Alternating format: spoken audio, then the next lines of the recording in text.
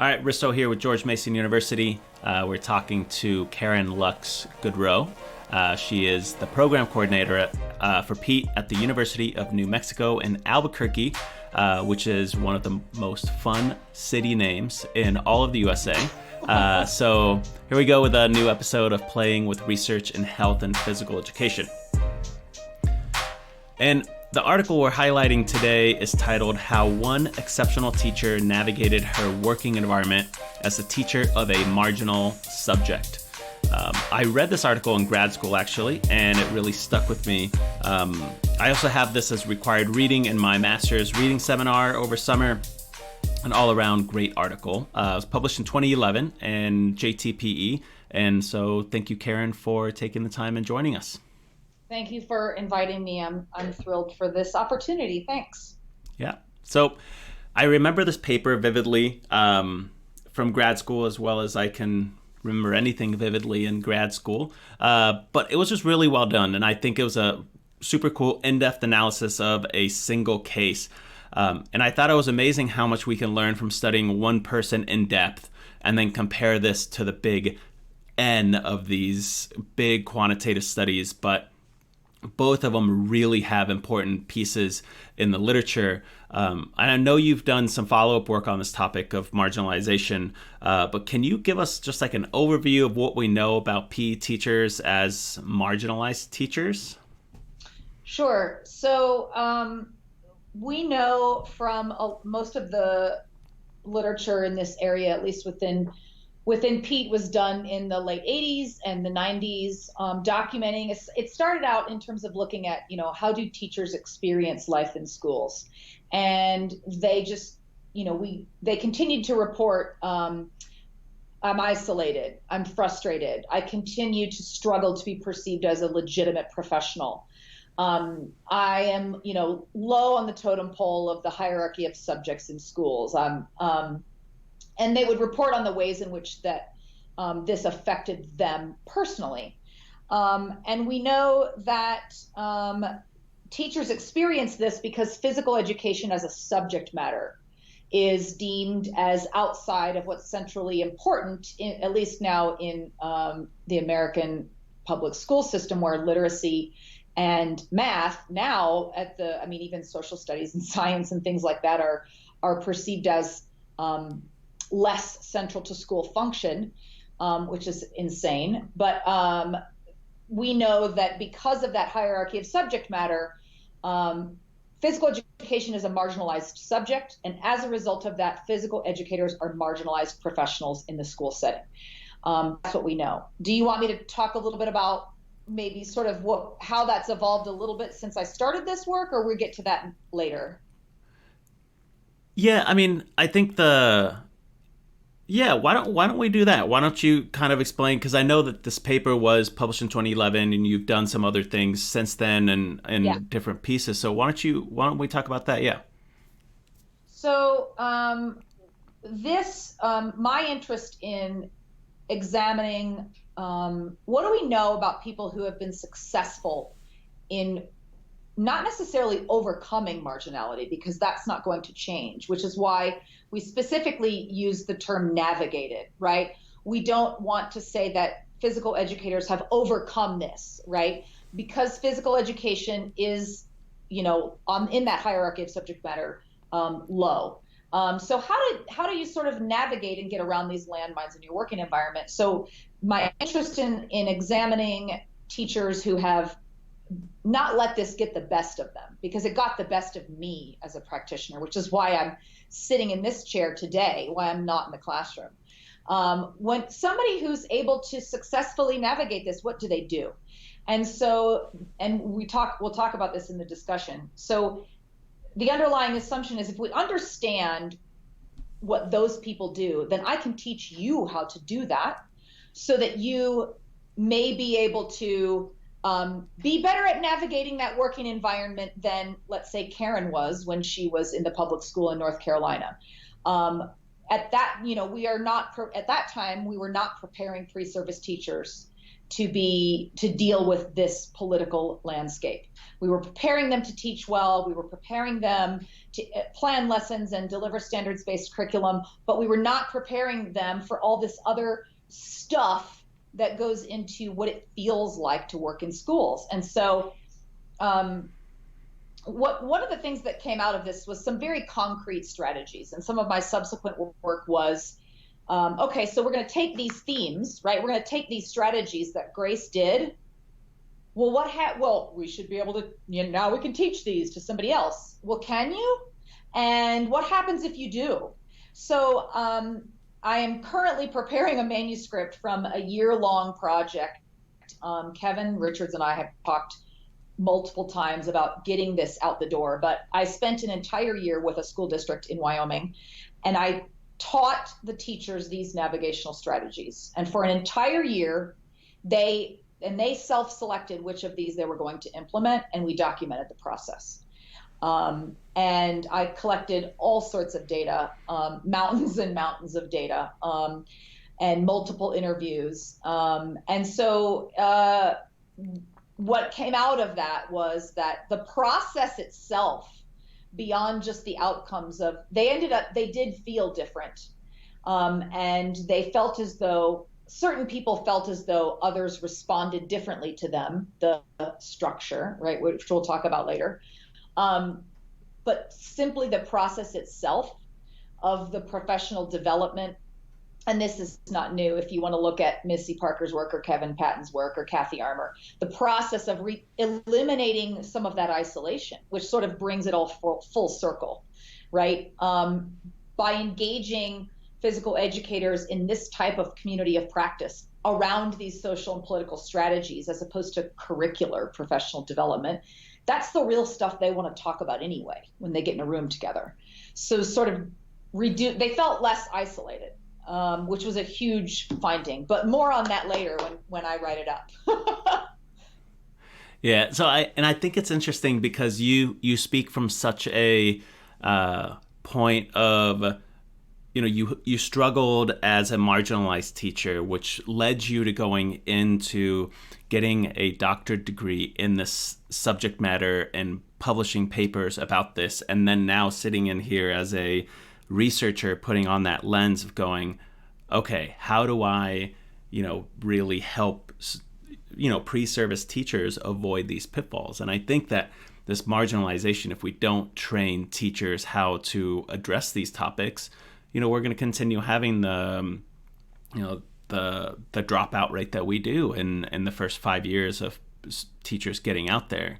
But let's get into this study. So you used a case study, meaning you just had one person in the study and went super into depth and how they interpreted, interacted, and experienced their work environment. Can you give me a description of the main character here? Who's Grace? Grace is was or is. I hope she's still teaching. Grace was a tiny person. She was about as big as a minute. I mean, if she was 100 pounds soaking wet, that was really saying something. Tiny, very, very petite, southern, very, very, remember this was in the North Georgia mountains. I drove an hour each way to get to her. And I selected her because she had national board certification. There were not many at that time. So she was this tiny little mite of a thing with this really, really thick Southern Georgia accent. She was a very faithful and religious woman.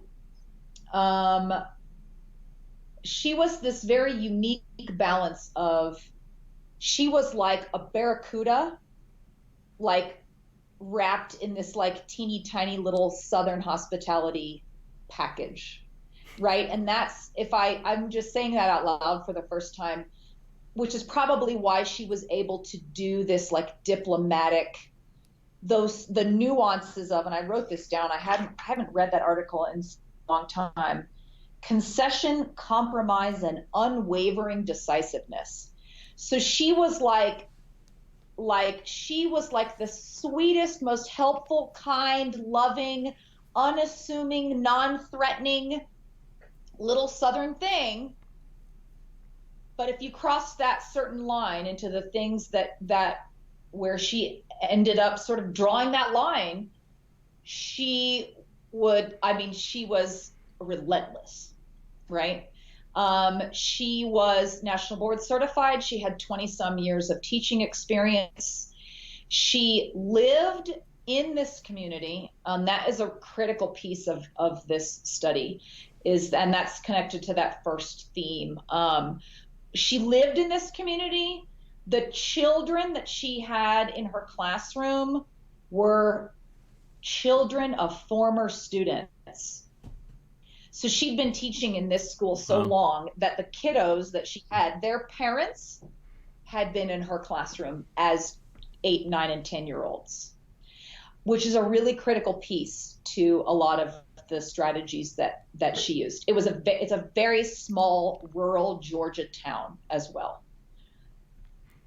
Right. And so you had a really long engagement, and now I'm understanding if it's an hour each way, it's a far drive, but you did this purposefully, and you spent 11 weeks collecting data, 3 days a week. You had the unstructured and semi-structured and structured interviews, your notes, critical incident counts, and you were left with a ton of data to analyze and manage, really. So what are some of the strategies you stated that Grace had 4 strategies that she used? What were those? Right. So basically the question was, what does she do to navigate marginality? So the answer to that question is she did 4 things. The first one is what we called being one of their own. The second one was acquiring and maintaining instructional currency. The third one was fostering and nurturing a relationship with a paraprofessional. And the fourth one was fostering diplomatic relationships with colleagues. Those were the 4 things that she did. Awesome. So why don't we just go one by one and kind of break down those 4 strategies, because I think that it's interesting because that's what you kind of have based some of your future studies on of this. So let's break those down one by one if you can. Yes. So now I should tell you that, so this was my dissertation.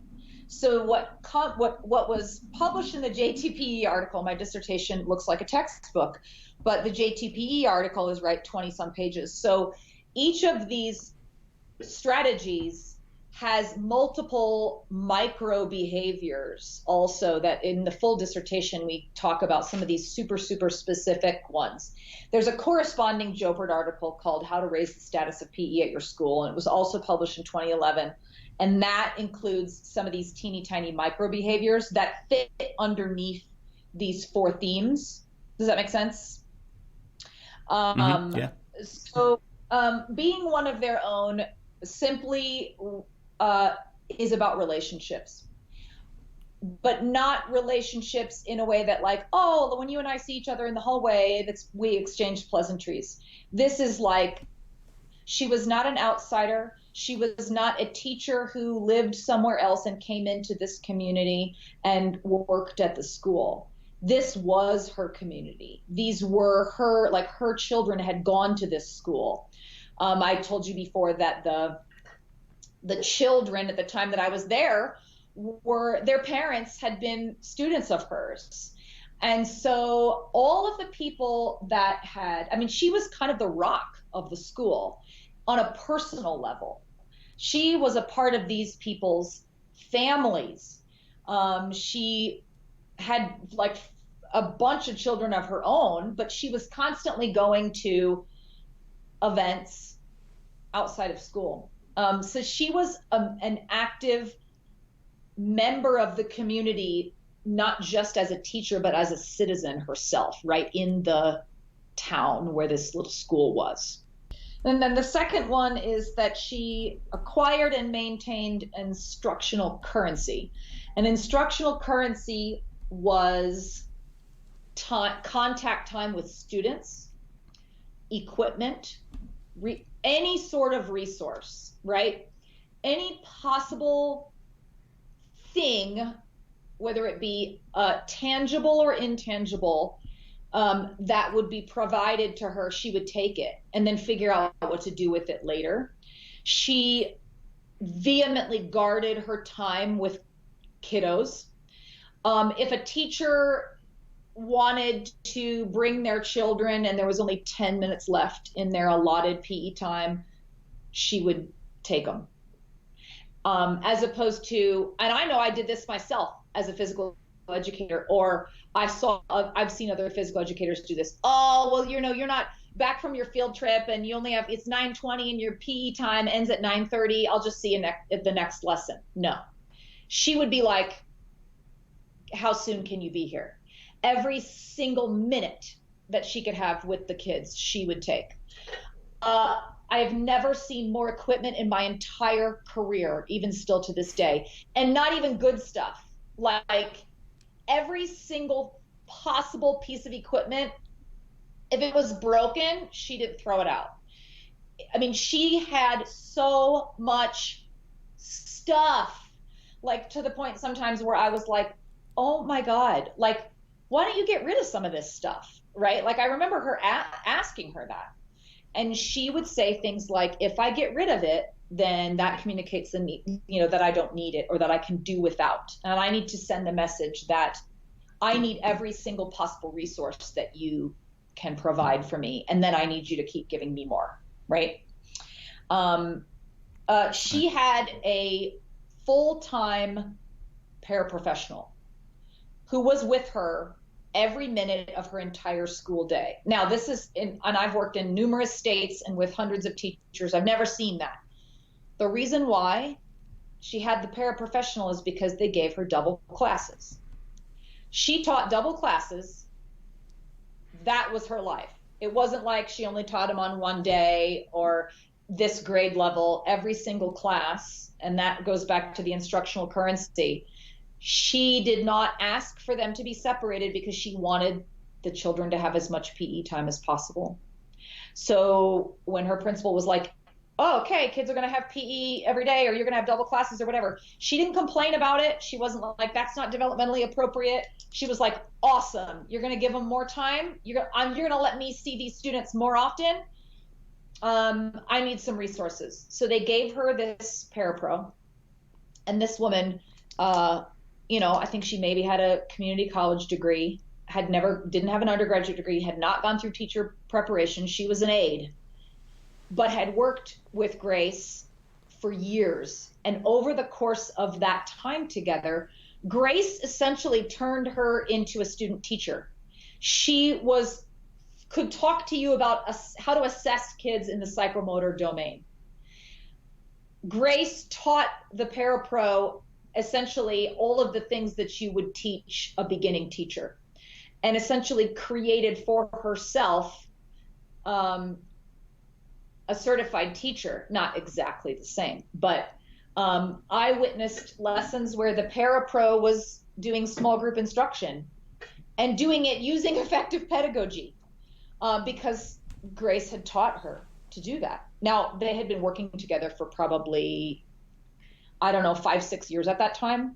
She relied on her not just for the instructional support, but also for the emotional support in dealing with some of the typical things that get the best of PE teachers, right? Right. And it seems like it's really nice to have a consistent paraprofessional. And I know, in my experiences working with teachers who have the luxury of having a paraprofessional, because not everybody does, but sometimes they're in for 1 year and then they leave, and then you have to train someone again. And because there, for a ton of different life reasons, there are people who are very satisfied with being a paraprofessional and they're not going to go back to school and become a teacher, but they can have almost the same impact as a teacher if they're guided well. So and the last one was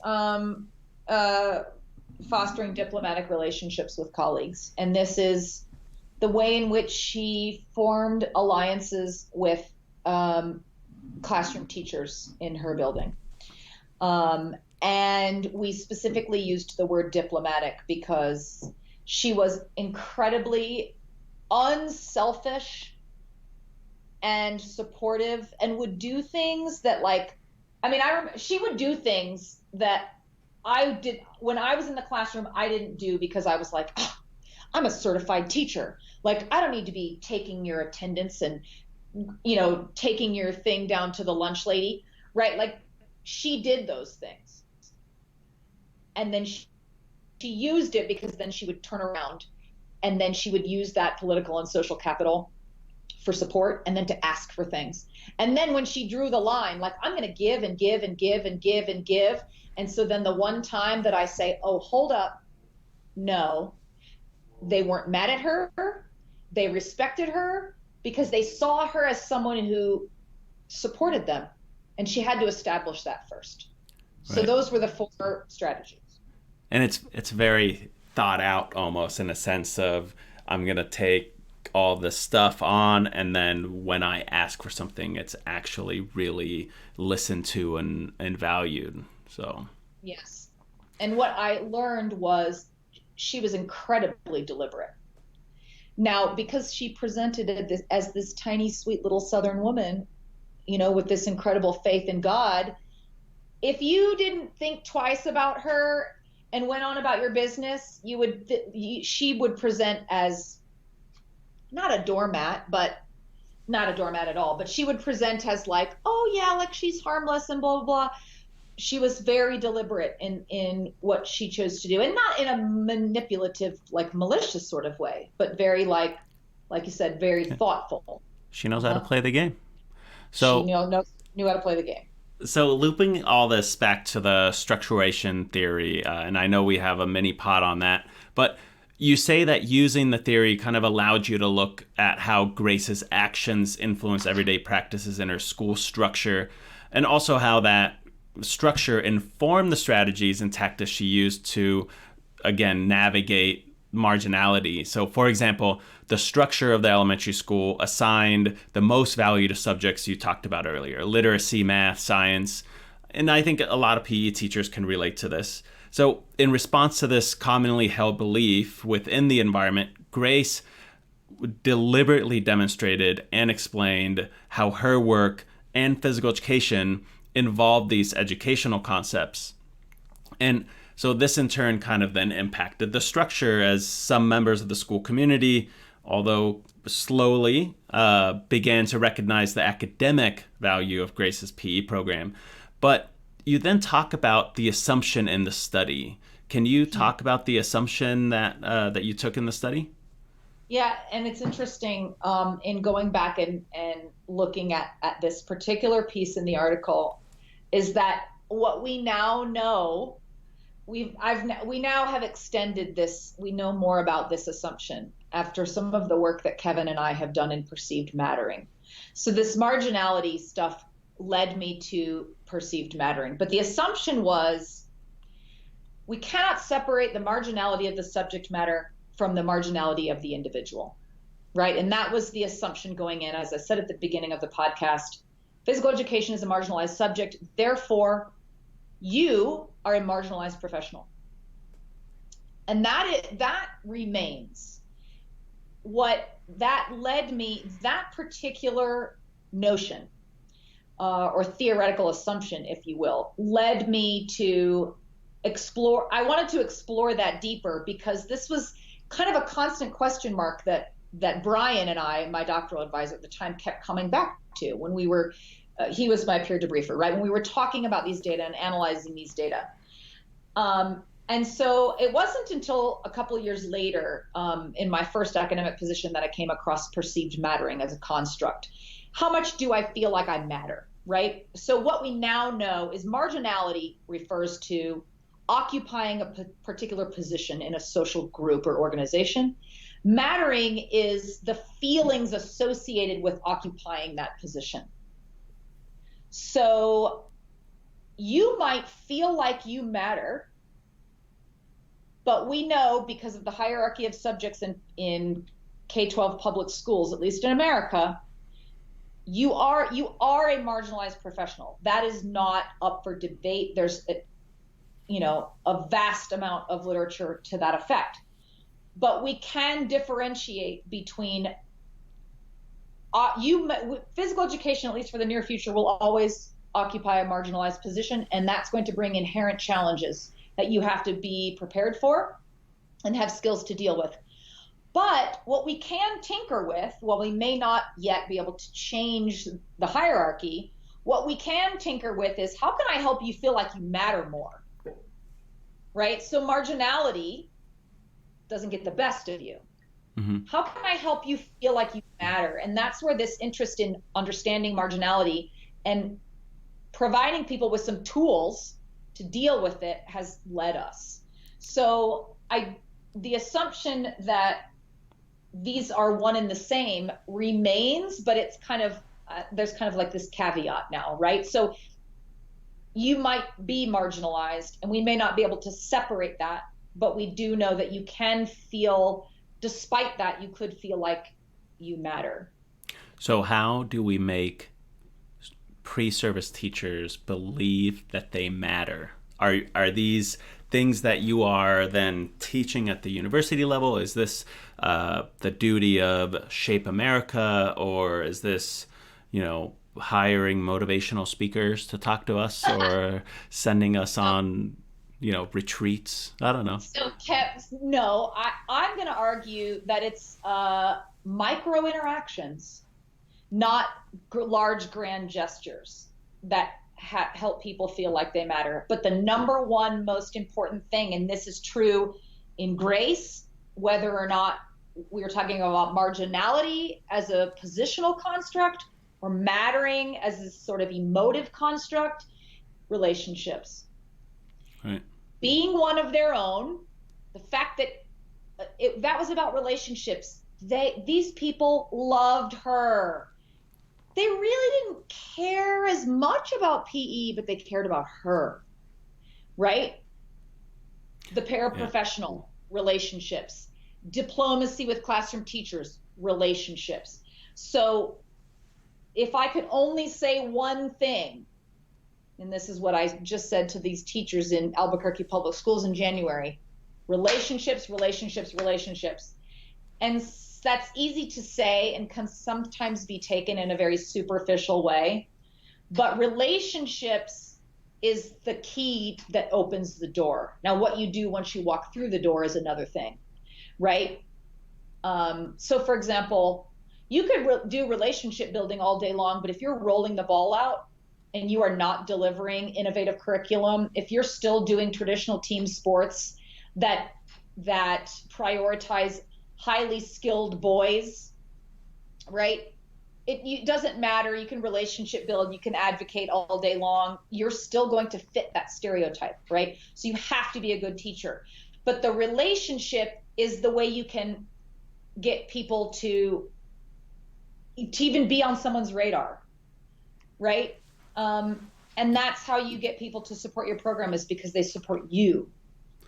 Right. And I think that's a key point there. And, even though she might be isolated off, as PE, people knew her as a person, and people knew that she had a passion about what she was doing, and she was hardworking. And when she said something, she meant it. Yes. And she followed through. And, she didn't take the easy way out when she could have had a free period of not teaching because the students would come in late off a field trip. She took every single minute. So let me ask you this. What are some concluding thoughts that you can pull from this paper, kind of like, just, either reviewing those highlights, or just kind of what did you get from this? And also from your point of view as you being in this position and then going to study for a PhD and then going to observe a teacher who is kicking butt at doing this really well, where you may have, found some hardships. I do think it's important to note that it wasn't like everybody loved her, she was the most important person in the school, and she felt completely satisfied and motivated and respected every day. No. She completely described a lot of the same. We shared stories and connected over the frustrations that all of us face. She felt all of those things. There was nothing what was unique and different about her that made her, as Robert Stake would say, is like a unique or an exceptional case worth selecting, is that how she chose to respond to it, right? And so I don't want to paint this picture, whereas to like, she's this crazy outlier that had this, utopian sort of, it was in many ways very standard and as you would expect, right? Not everyone in the school thought highly of her, right? Like, everyone respected her, but not everyone. I mean, some people were like, PE, but the takeaways from this for me are relationships. My God, if they don't care about PE, if they care about you, they won't want you, Karen, to have your time taken away. They won't want you, their friend, to be devalued or disrespected. And then the subject matter is sort of secondary, right? The personal connection is the in, right? That allows your advocacy efforts to be effective. Second, the advocacy has to be relentless. And this is tied to my third point, which is about micro behaviors. It's not like you're going to go this one time and you're going to make the presentation to like the entire school, and it's just going to be this huge advocacy effort. It is exhausting, minute to minute attention to the words that come out of your mouth, your body language. When you're tired and you don't feel like taking those kids for that extra 10 minutes, it is every minute of every day. It's a way of being, as opposed to like, I think I'm going to engage in some advocacy today, right? It's relentless. I mean, she was relentless. Yeah, and clearly passionate as well. Yes. Yeah. I mean, like, she was as tough as nails, right? But she was this dinky little thing, covered in sugar, right? Tough as nails on the inside, covered in sugar on the outside. But relationships, personal relationships, meaningful ones, not like smiling at someone in the hallway, right? And she really cared, right? Relentless advocacy and micro behaviors of demonstrating your value, demonstrating the value of yourself as a legitimate pedagogist, your knowledge of curriculum development, regardless of content area. So it's hard work, it's diligence. It's also, she had national board certification. Yes. She, was passionate about her subject, and, she had great relationship building skills, and seems to also invest in, I don't want to use the word subordinate, but in a paraprofessional in that situation. Like, she invested in teaching that person to be a colleague instead of saying, hey, can you just like take these kids and do XYZ? It was going through and training her and teaching her just like she would as a new pre-service teacher. Yeah.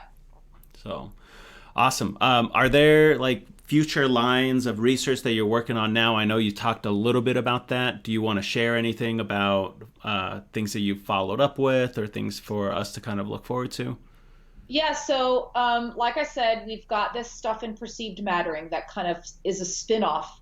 The marginality stuff led me to the perceived mattering, and Kevin Richards and I and Amy Woods have collaborated on a bunch of that, which we're still interested in.